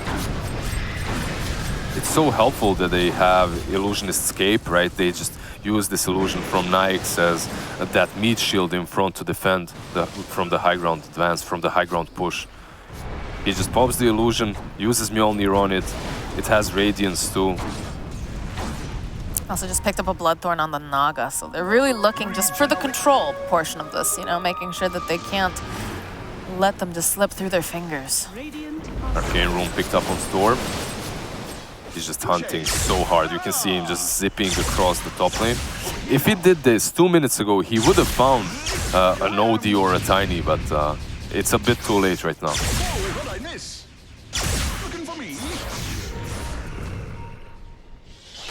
Everybody's kitted up pretty nicely on the side of Liquid.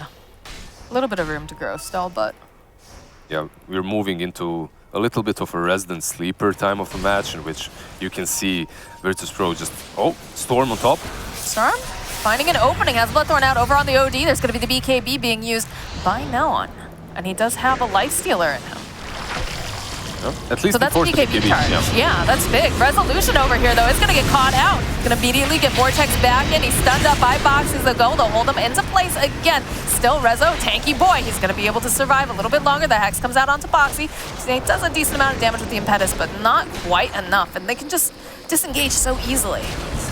These two teams are playing around two facts. Liquid is playing around the fact that OD doesn't have his BKB, so he probably won't try to join that fight, right? And Virtus.pro at the same time is playing around the fact that Storm doesn't have a lot of mana after that action on top lane, so they're poking and probing, but they're not really doing anything in this exchange. Just trying to take down Resolution without committing on him. That's not going to happen. Is it worth it almost to like back up? Well, there's the Aegis that's going to get reclaimed, so I think they might back off just a little bit. Is it a good idea? Like, it's a bunch of mind games, right? You want to have the enemy team feel like, okay, maybe I can walk out a little bit, and then you get the pick off, whereas you're constantly shoving in these lanes like this. Usually that's what you want to do. You want to cut off two lanes that they have and just keep them controlling their base, and they're just not getting enough farm, and eventually you will outfarm them, but at this point you have to ask yourself, like, how much is enough for Liquid, because they are 23k ahead right now. And everybody, of course, has buybacks, so like you said, you have to be careful with those massive ultimates. Because if you go and you blow one and then, you know, they buy back, you're in a lot of trouble, especially if you are, you know, the Disruptor. Yeah, just wait for the Disruptor to get Refresher, I guess. That's a pretty good item for him in this game. Or wait for another Roche and hope that you can get a shard. Yeah, that as well. I don't know. Like Koif is keeping that diffusal blade over there in his backpack for now. Is he getting something delivered? Yeah, we got the Boots Travel. Boots Travel, Butterfly, the whole kit. Mid lane, we have no one smoked up. With the ninja gear, that is. They did get outside of their base, like you asked before. Like, will they be able to at least poke out a little bit? And they're trying. They're trying to seize some map control at least. He doesn't know where the rest of the team is, and I think that's a smart move to back off. Too scary. He's so mobile, though. He can do this, especially when he's in the river, right? Yes. He's just running around. Swim, little fishy. You can see the pinstring movement coming out, though. Mickey, he feels like he wants to go solo. Just some of these illusions are very annoying to have to deal with. Boxy being very aggressive right now. Does have vision over onto save, but there's a lot of heroes nearby. There's going to be the song BKB. No? Sound like they might have been headed over there. They don't have no one. They'll go, they'll drop the static storm. And in comes no one on the back end. He is still alive. He's trying to keep as many of his teammates alive as possible. But safe is going to get taken down. He's going to have to buy back right away. Another save coming out from OD over onto Resolution. But they're still just chasing through Boxy, just bashing right and left. And he's got the BKB coming out. He's trying to run himself away. Rezo, he's trying to take everybody out. He says, this is not the fight we want. Let's get out of here. We don't want to have any diebacks. And he cancels it anyways. He cancels He wants to fight. Yeah. He cancels it in the end because they understand that there's no static storm now on Liquid and there's no reason for them to just back out completely. OD could fight. He had his X ready. He had his ulti as well, so. But they have so much lockdown though still too. Like they've got the Bloodthorn. They've got 2 Bloodthorns, don't they? No. If you're Liquid, that teamfight wasn't even perfectly executed. Yeah. Because they tried to go without Disruptor's kinetic field. He had Yeah, they static just storm, walked but no out. kinetic field, yeah. So what happened is Storm Spirit with that Aghanim's pulled them back in. So they still found ways of making that static storm work really well for them. But Radiant are scanning. Okay, so we had the buyback come out from Tiny. Everybody else has buyback except for the Enchantress and the Slardar currently, who are just off by some gold. Enchantress should have it very shortly though. Disruptor is moving towards his refresher. He has 2 Perseverances actually, and enough gold to buy it. He's just waiting for the... Oh, there's a refresher on the OD now. That's big. Oh, just find him though, and there it is. There's that beautiful ultimate that we're talking about. This OD, he's gonna have to buy back. I think the Hex comes back, will pull him right in, and that is the dead no one. He buys back immediately though. Song's gonna come out. Epileptic Kid though, he just shreds through Koifa. That's a godlike 10 times free as they just TP out. They have had enough. They've got the OD to buy back, and they've lost their Storm Spirit. Yeah, if you're VP right now, you have to either force that buyback from Storm to make this buyback of OD useful, or take map control. Take complete map control and ward the map in a way that's going to be beneficial for you in the next couple of minutes when Storm is up. Sadly for them, Rosh is not up for 56 more seconds, so they can't really go and get that one big objective, but maybe they can force Liquid to come and check it, but they have illusion. They are forcing them. They're over there, but... The double damage rune in the bottom now. It's so good that they have this Naga. It allows them to do exactly this. Just check with the illusions, or even the courier is fine. So they don't have to commit to this pit. They don't have to be worried about losing that rush to Virtus.pro while Storm is dead. It just feels like it's going to be a waiting game. A lot is going to hinge on the next Roche, I have a feeling. Double damage rune online for Epileptic Kid. I'm going to probably go for a force on this because I know that they don't have the Storm Spirit. It's going to be up though in about 25 seconds, so I don't think they'll be able to force back any buybacks. Nah, because Rosh isn't up yet. Now it is, and they'll go straight into the pit, but it's too late. 15 seconds away from Storm. He can just zip over. Yeah, TP zip over. They still have that shrine as well, but they're baiting though. Smoke. Naga illusion again, being thrown forward. The Glimmer Cape over here, the jump forward. They got there. No, they can't grab the Disruptor. No, they find it with the Abyssal Blade. They should be able to take down Insania. He's going to buy back immediately, though. There's a tower over here. This could turn very, very bad. Boxy finding the kill over onto Save. In comes Mickey. He's looking for someone else. The Vortex going to be able to pull back over here onto Solo. And there's going to be that song. Holds a couple of them into place. But OD, he gets trapped again. Oh, no. Immediately the Zip the Lotus Orb isn't going to save you. He is down with no buyback. Liquid are just running at them now. Rezo says, get in the Uber, guys. We have to get out of here. But they'll pull right back. And again, Solo is going to get left behind. It's a double kill for Box. Sadly for VP, this is the perfect timing for Liquid. As Rosh has respawned instantly, they go into that pit. It's an Aghanim's Rush as well, so you can do you give that to? You can give it to Willow. To Naga, I guess. She's the only one without it. Or you let someone Wait, else does Willow already use have it. it? Yeah. Oh, I didn't even notice that. Oh my Yeah, god. it looks like Mickey is going to take it. Yeah, Mickey gets it. That's still a great axe carrier. It was a good idea by Virtus.pro to play the way they did. They smoked up, they glimmer caped the Tiny, they found Disruptor, they did take him down. But Insania was smart enough not to finish his refresher before that fight. And because of that, he had enough gold to buy back, join that fight again, and use his Static Storm onto that OD. Did they just go too deep there? Because you have to figure they know that they've got He it. had Ninja Gear. He had Ninja Gear. He was smoked up, but Boxy was good enough to move around and break that smoke. It's But either that the smoke the second break. that Insania bought back so quickly, and now we're seeing them dispersing over here on the top. Boxy is going to get a Abyssal. He should be taken down here. So the rest of the team, they're going to start to back out. They haven't managed to find that objective. Two of the heroes held into place. Cheese is going to get used on the Naga Siren. She's looking for that song. They're going to go right back in again. And they have the Static Storm. They've got their eyes. And look at that Vortex coming out here, Lizard. They should be able to just take down Epileptic Kid, and they'll find a kill on Solo. The buyback coming out on Epileptic Kid. Lifestealer, he wants to get back into this fight, and they'll go the route back into place. But Koifa, he's just getting chewed apart by Epileptic Kid. Mickey backing himself out. Is that going to be the end of this engagement? How do you back off right now? 20 seconds away from OD? You could. You don't have Static Storm. I mean, you have so much lockdown. Yeah, the jump forward again. They'll throw him right back. Glimmer Cape and the Lotus Orb only going to do so much right now as he gets hexed. Again, they do have a Lifestealer sitting in that car. He's going to try to do some damage, but they have the Force Staffs coming out. He's just going to just push that Naga right out of harm's way. Yeah, now that the OD is back up and alive, I think you fall back, you wait for that Static Storm on Disruptor. He's going to have Refresher probably for the next team fight as well, and you just chill. You don't have to force it, but I'm actually surprised by Virtus.pro and their ability to constantly repel Liquid away from their base. It looked like after they caught that OD next to the shrine and killed him off, he was dead for 2 minutes. I thought the game was over right there, but somehow they're just managing to hop on Rezo's big back and just let him carry them. He is a thick boy, that Underlord that Rezo's playing. He has a heart, like he's big. 4K in HP. He's just so difficult to take down, and he's constantly spamming Firestorm.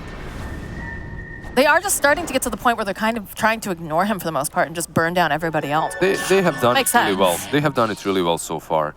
And the problem is, for that defense to happen, they had to spend yet another buyback, and that's on Knights. So now you don't have buyback on Knights, you don't have buyback on OD, and the game plan is really, really simple for Liquid. Now you have these two cores that can't die in the Static Storm, and it has to be Nyx that's up front. If OD is there, nothing can save him. If Nyx is up front, at least maybe OD can use that imprisonment to get him out of that Static Storm. I think Mickey's working on a nullifier too. Ooh. 9-2 faster than anyone in this tournament. All right.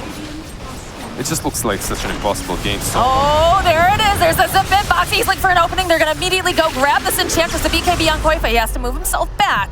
They'll go in with the song. They're waiting. They know Epileptic Kid is sitting inside of someone. It's going to get rooted into place. They'll go. They'll drop the kinetic field. The save coming out from no one. He's got the Hex on the back line. Just doing work onto Boxy. Goes, he drops a hammer. He does have one other. He drops a second one, but it's only going to take down Boxy.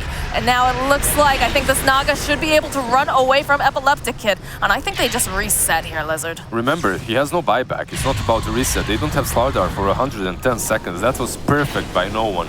He was in the back. He waited the perfect moment to use his BKB. Just move in, save the Nyx and the Edge, and then move on to the Slardar and just blow him up. He did use his Refresher for that, but that's completely fine. They have a huge opportunity to do something on the map right now, as Liquid do not have Boxy. But they still have to chew through, you know, the tier 2s. They have to push out their waves. You've got these outposts coming up too. They're not in a perfect situation. That's definitely true, but they're slowly crawling out of this gutter that they were in before. They didn't have buyback on Nyx and OD. It was much harder for them to take that fight than it was for Liquid. But Right. Liquid, they went in and they just threw everything on that Enchantress and Nyx. I believe they felt a little bit too secure because they knew that Virtus.pro don't have two buybacks, so they just jumped the gun there. They should have waited, done the same thing that they usually do, let Boxy scout out the OD and then follow up with the Disruptor ulti on it. Props to no one, though. He played that perfectly. Like you said, he's sitting so far back. He knows that, you know, he is the #1 target. So by able to sit just further back, he's able to get the saves off on a couple of his teammates, and of course, you know, he gets the kill over on Boxy. Mid lane, they went on him. Mickey pop his BKB and just moves away, so won't be caught. But it's such a difficult game. This game requires so much skill for the OD to play. It's so much pressure as well. He's a fantastic, he's one of the best mid laners. Obviously, but even for him, it's difficult because you have to have that itchy trigger finger on the BKB. Oh my god, yeah. If you don't pop it on time, you're just caught in the song and static storm instantly after. And even if you're not caught in the storm, there's a refresher, blink, dagger, disruptor. So he's very easily capable of getting on top of you and using his ulti. But the question is, do you... I guess it depends on who the target is, right? Because you cannot be the... He's got to keep playing very, very far back. He cannot be the person in the front who like sees the opening and jumps. It's got to be someone else on his team, because the second he shows that disruptor is going to be there and he's going to have an Aghanim Scepter static storm just canceling out the entirety of him. The good thing for VP right now is the fact that they're pretty much maxed out on Liquid. There's not a lot that these cores can get from now on. While Nyx is getting a little bit stronger. I mean, we're starting to head towards tier 5. Yep, 8 minutes. Category. They're not too far from it. That could be a very big upgrade depending on what you get.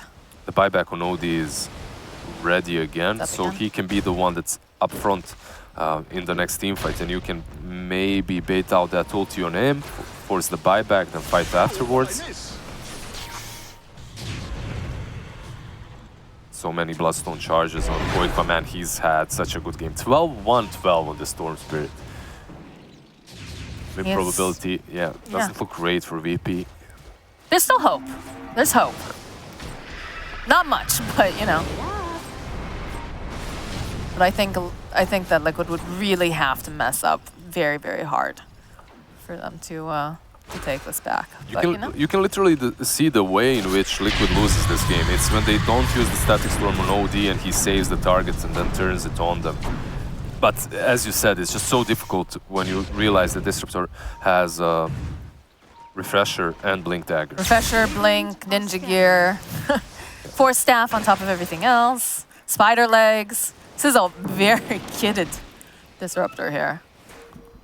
But is it enough? That's the big question. It all comes down to, you know, initiation and being fast with your trigger finger. It should be, but these heroes are getting extremely tanky on Virtus.pro, and Liquid, they should understand that at some point this Naga just stops being that useful. You're going to have a Nyx that's going to blow her apart. You have Underlord now with Heart, AC, Shiva's Sight. Like every single hero on Virtus.pro is getting big and getting difficult to deal with. Even this Tiny at some point will be a problem. It looks like we get another smoke, hoping maybe that someone will take the bait here.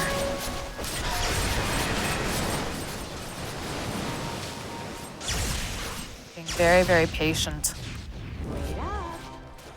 No, look at no one. He's just playing so far back. He knows that if he gets caught out, I couldn't imagine a more perfect item than this Ninja Gear for him to have gotten in a game such as this one.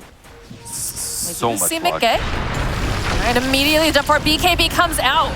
He's just gonna try to chase down the OD. He is the target #1 as the Zip Forward comes out. They're just waiting for the BKB to wear off. He drops the hammer. There you go. They have the Sheep Snip being thrown out. They're gonna just drag right back in with that Vortex. It's beautiful, followed up with the Fear. They're gonna take down the OD. He buys that. Naga was already taken that. She also has to buy back, but look at the Static Storm Blizzard. It's beautiful. They just ignore the Underlord. He's not something they really need to worry about right now. He's just ticking down with the damage. The OD saving him a little bit longer. The jump forward. They have the vision on the back lines. They have the Tiny. They're going to go back and look how tanky this guy is, though. They're just constantly wailing on him, and they'll finally get that hit and take him right back down again. Epileptic Kid has to run out. We're just getting buybacks out in mass Lizard. Yeah, who did we bought back on? We have OD buying back on the side of Virtus.pro and now Underlord as well. But at the same time, Liquid bought back the Naga, so I don't think they're going to be very reluctant to to go on this high ground. They will go back. They will just chill after that team fight. I just have to commend no one again in that team fight. They went on top of him. He popped the BKB. Naga fake pumped. Mickey was really good too. He fake pumps the song and forces OD to use his BKB. And then he just follows OD because he knows once that BKB is done, he can just song and catch him. You see, but OD right there, he refreshes. And because he refreshed, he can turn and fight and even take down that Naga. Just amazing gameplay by them. Oh, they go and they find the Tiny. Lotus Orb will get thrown out. Another save also coming out from no one. That was very close. I wonder, I didn't get to see because we were in the replay, if they just smoked out hoping that maybe they could pick off quickly, or? Yeah, VP, that's what I guess, they have an opening right now. If you manage to get on top of the Naga and if you manage to blow him up, he has no buyback. That's going to be game right there, so. At the same time, it might make them move out of position a little bit easier. It might make them, you know, just do something rash and fall to the Disruptor Naga combo again. Managed to find a courier snipe again. Roche is back up though. That's everything. This Roche has everything you need. It is. Oh, we can go look back here. It's like just maybe caught out a little bit. You can see now that both of these teams are a little bit reluctant to go into the pit. Even Liquid is, and if you recall before, every single time Roche is up, Liquid just goes straight in. Do you see how Boxy was just seconds away from trying to get that initiation? Start World War III over here. But I'm just looking at Taiga, and I was talking about cores of EP and how they're going to become stronger and stronger during the game, but look at this beast of a Dark Willow. He has Aghanim's bike. MKB, he's literally transformed into a core. There's a refresher orb that also got picked up by the Storm Spirit as well, so we can have double sheeping, we have the BKB refresh. I think the BKB is the major part of it. That's definitely Boxy. No, just poking a little bit. Item pick rate, oh boy, 1%. 2 more minutes, boys, hold on. 2 more minutes. We're gonna hit that magic mark. We're gonna get... I hope you brushed up on your tier 5 items there, Lizard. Sure. I've seen them 0 times in my games. Literally never got I've never tier seen 5 them items. either. Boxy is trying to bait. Reveal himself. There's going to be the zip forward coming out. Just going to be flirting a little bit.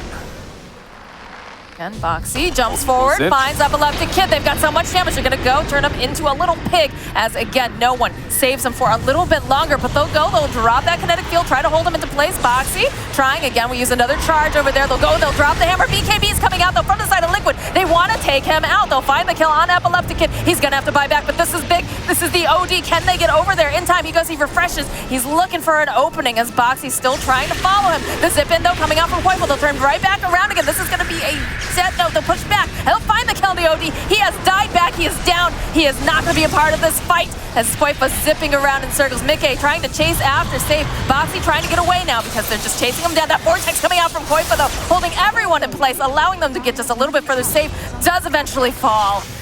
Do you have the buyback on the Tiny, though? Yeah, there's buyback on the Tiny, but no buyback on the OD. However, in the past, they were able to repel this push from Liquid with just the Underlord and Knights, but I'm not so sure they're going to be able to do it again. I feel like you've got to feel some pressure now, if you're Liquid. The OD is the #1 target, right? There's the jump forward, like we said, a Hex coming out. They'll follow up, and there's going to be a Lifestealer bomb coming out. They have that. They hold him into place, and they'll find the kill onto Koifa. Save trying to run away. Taiga doing whatever he can, but maybe they went just a little bit too far as Boxy also going to get taken down. More buybacks coming out. Koifa, also Boxy, trying to make their way back into the fight. They just cannot find the opening to end this game. That Impetus just takes down Taiga. Insane. What is happening? They're going to beautiful vortex into the middle of the disruptor.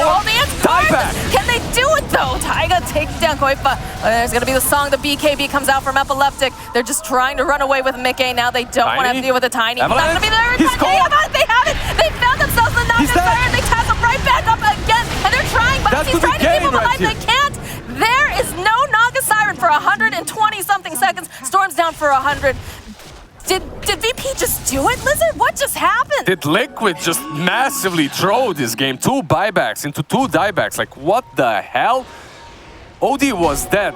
There was no necessity for them to just dive so deeply, but they're frustrated by the fact that they're unable to close this game. For the last 30 minutes, they've been playing it, and now they're dead for 90. Oh and my God. You have this Underlord with 5,000 damage running straight down your tier 2 and your throne afterwards. They slice right through that back door. They don't care. They've got an opening. They've got the damage. This is a big Underlord. It's going to have the buyback from Dark Willow, but it's only going to hold them off for a little bit. They know that the big guys, they're down on the side of Liquid. Okay. Jump forward from Boxy on the back lines. They go. They'll use that Terrify, try to move him back. The Hex comes out again. The jump forward, though, from Epileptic Kid. He just slices Insania into Ribbons. No Boxy buyback. now, he's trying to run away. Can they do it? Taiga rolls up. We'll be able to get some of that fear off, but the Tiny's still alive and engaging in the back lines. They're just going to finish Lizard. They know that there's no Naga. There's no Storm. Look at the damage coming out from Taiga, though, as they take down Resolution. But again, they'll follow up. Nice BKB coming out from Boxy. He's still alive. He's trying to fight, trying to keep his team in this game, but I don't think it's going to be enough, Lizard. It's just looking like they want to finish this, and they don't have the team to finish up with them. Although Boxy trying his best back here is just going to get banished. They find a kill, though. Taiga, like we said, he does so much damage. Again, Astral Imprisonment, they just don't have it. It's not going to be enough, are they? Oh, but they take down no one! They find the kill! Boxy, God! He's doing it! They didn't do it! He's going to take it! Liquid is doing it! Look at them go! And that's just going to be a dead Enchantress. What in the world just happened? Oh my God! No one has buyback on the side of Virtus.pro. Taiga and Boxy, the dynamic duo. Quaifa, he's back up. They're just going for it. Oh my God! I literally turned on the lights. I moved away from the screen. GG, That's it. Ah, yeah, look at them go. Look at them. I would scream, screaming and jumping up. They did it. The Mad Lads did it. I feel the energy. I feel this. So oh my God! He deserves it. Fantastic, fantastic play coming out from Liquid. We were both stunned, Lizard. We're both sitting here, we're like, what just happened? And then you just see them, Boxy, Taiga. Boxy, the dynamic duo. My God. There we go, right? Like, they just saved Liquid's asses. I can't believe that ending. I am so excited for these guys after just putting up that fight. You know, it feels bad for Virtus.pro. They thought they had it. They thought they had the bag. No one was so so patient. He was trying so hard. Reza was a beast. Look at these guys, but Epileptic Kids, he TP'd back to the base to buy that Desolator to go back in with the Boots of Travel so that he can take down the buildings faster. It should have been theirs. Like, they punished Liquid. They held their high ground so well, but Liquid in the end proving to just completely able of doing the same. You can defend your high ground, we can do the same thing and win off of that. Like, just such a crazy game. A 70-minute game insane. Without tier 5. So I know, right? Nobody hit in that jungle. They just saw it and they just ran right down that lane. Oh my God, that was a treat to be able to cast. My heart is racing right now. That was just crazy. Just a crazy ending to a crazy day. I enjoyed this game. Incredible, incredible. Especially very, very nice for those of the people that have stayed up late to watch this match. But I don't know what else. A real treat, a real Dota treat for everyone that stayed night. All right, well, we are going to throw it over to the panel and see what they thought about all of this, because we are, holy, yeah, look at their faces. I feel you, boys. Yeah, it was Little John said it best, my friend. My God. Dude, actually what? Like, Jesus. I don't know. I mean, that is quite a way to end the day. That's also, Dota, baby. Quite a way to end a run for a team, too. You got to keep in mind for VP, like that is an elimination best of one. I mean, how do you even get to that point in the game, Cap? I don't know, but Moxie and Lizard, you guys did a great job finishing up that that crazy-ass game, man. Yeah, I mean, that is the only thing that we can say about it is crazy, and I think it goes all the way back to the draft. And luckily, behind every draft, there is a glowy-brained genius. The production is just like, no. Production completely said no to that idea. I have an idea right now. But yeah, I do want to just kind of like talk a little bit more about how we get to that game. I mean, I think that the game was so crazy because it was just, we felt like it was over for like 30 solid minutes. 14 Long Liquid. ago. It's like Yeah. you can't lose with this combination, right? Like you can't lose with this sleep disruptor Ags. Like it's such an easy execute that you can't really screw it up. But there was like just a couple of fights where they chose maybe not to go for the Static Storm on the OD, try to go on someone else and like double imprisoned saves, or the buyback coming into clutch. And Liquid, you could definitely tell they were getting a bit skittish. They're like, we got this eventually, right? The throne was at 300 HP. Well, I mean, now this is super exciting. We're going to actually get to have an interview right now. Let's actually talk to somebody who just went through that grueling matchup and get a little bit of insight into it. I believe they're coming out to the main stage right now to join us here on the panel. Tiger's coming out right now, so to join us on the panel. Man. Let's go, Willow himself. Yes. My God. Oh boy. How do you feel right now? Oh, I don't know how to express this feeling, but that was insane. I was, like when we died without buybacks, and like I always thought all hope, but like somehow me and Boxy just did it. Like that was just insane. I really can't say how I felt back then, but I was so hyped. God. Yeah. Yeah, I mean, we're gonna get to watch a replay of it right now, but I mean, we're all sitting here. It's like one of those things where you get into a point in the game where it just looks like it's absolutely yours. Then it looks like there's no way you're gonna be able to take it down, and then this happens. Oh my God. The 300 HP clutch by Tommy, man. That is just insane. We're all sitting there going like, can they stop this somehow? We're like, no, I don't think they can stop this. And right before that, shout out to Boxy, who BKB'd right before the OD ulti. Yeah. He would have just died. He would have straight up died. That was a nice play. Man. When I saw that, I definitely got the light definitely went from here to off. Oh, and I then just you knew we ju- had a chance when he got a BKB off. And then you just triple killed him. You're just machine gunning it, dude.